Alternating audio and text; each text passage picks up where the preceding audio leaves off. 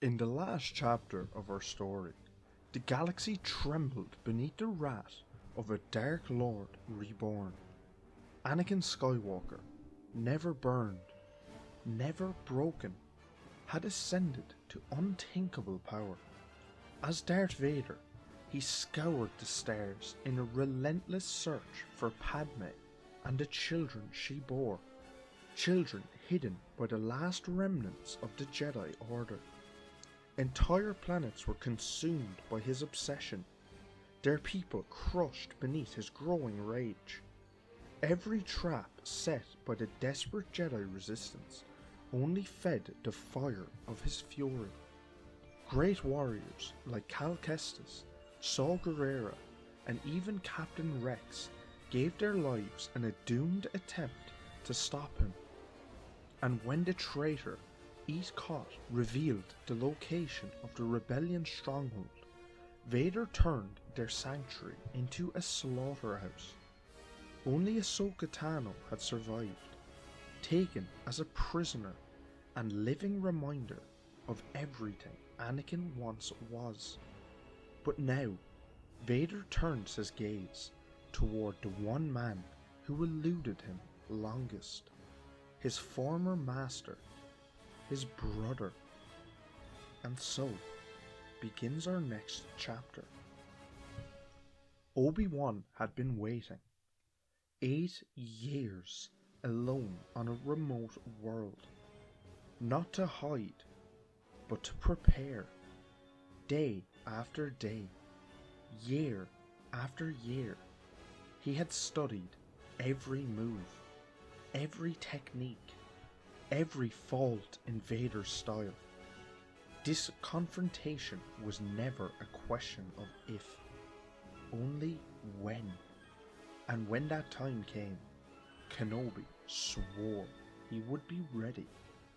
The sky cracked open as Vader's shuttle descended like a falling blade.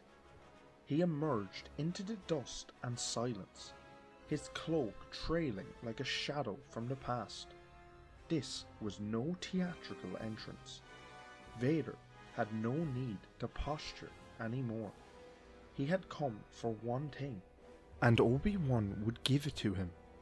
In pain. Their blades ignited in an instant. Blue and red flared, clashing with the force of a storm. Obi-Wan did not attempt to reason with his old friend. He taunted him. Is this the best you've become, Anakin? All that power, and still so blind. With every exchange, Kenobi struck deeper, not into flesh, but into Vader's pride.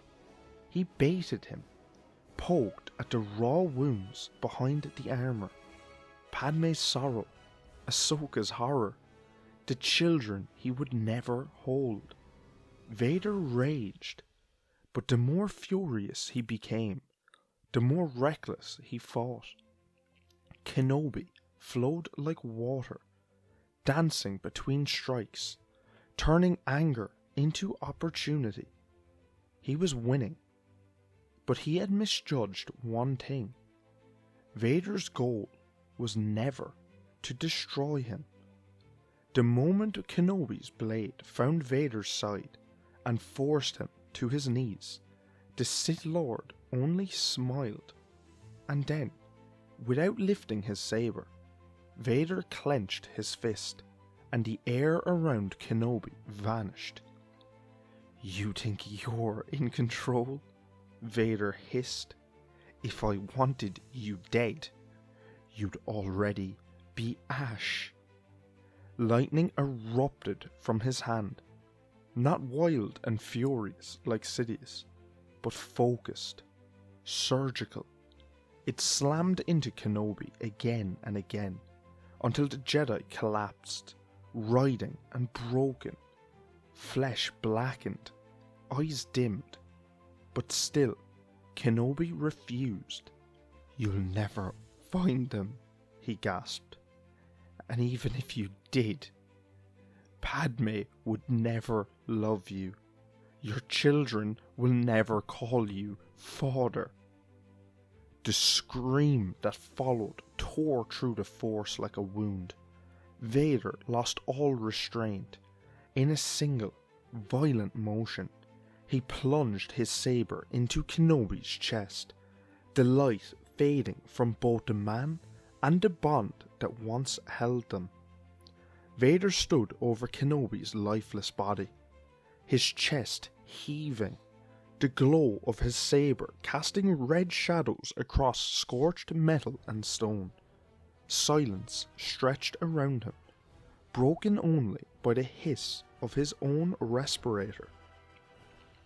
He stared at the corpse. For a long time, he did nothing. "You were my brother." He pushed the thought away, sealing it behind walls of hate. Obi-Wan had robbed him of the only thing he wanted, his family, and now he would have to pry that secret from the galaxy itself. A stormtrooper approached, hesitating at the edge of Vader's presence. "Lord Vader, we've found something." The trooper led him into a dark chamber within the hideout. Screens flickered with data. Star charts mapped hyperspace lanes across hundreds of sectors. It was no mere communications hub. It was a war room. For 8 years, Kenobi had been monitoring the galaxy, directing raids, moving pieces on a secret board. But one thing stood out, a pattern in the data. Repeated transmissions, encrypted but traceable, kept pinging from an unremarkable system. Dagobah, a swamp world, no strategic value, no colonies, forgotten. Vader's voice rumbled like distant thunder. "No one hides from me." Dagobah steamed under sheets of rain as Vader's shuttle pierced the grey clouds. Vines slapped at the hull. Swamp creatures scattered from the thrumming engines. Vader descended the ramp, alone. He wanted no witnesses. He could feel the darkness coiling in this place, a powerful nexus of the Force. Every step forward, memories clawed at him. Mustafar's lava, Padmé's sobs, Kenobi's blade. And then, in the gloom, a small figure appeared, leaning on a cane, ears splayed like ancient wings. Long awaited, this meeting has been. Vader stared at the tiny Jedi. His voice was soft, dangerous. Fitting, isn't it, that the Chosen One and the Grand Master should be the last to meet? Yoda nodded. "Balance, you claim to bring. One Jedi, one Sith. Yet balance, this is not." Vader's head tilted slightly. "There is balance. No war, no chaos, only my rule." Yoda's eyes glistened with sorrow.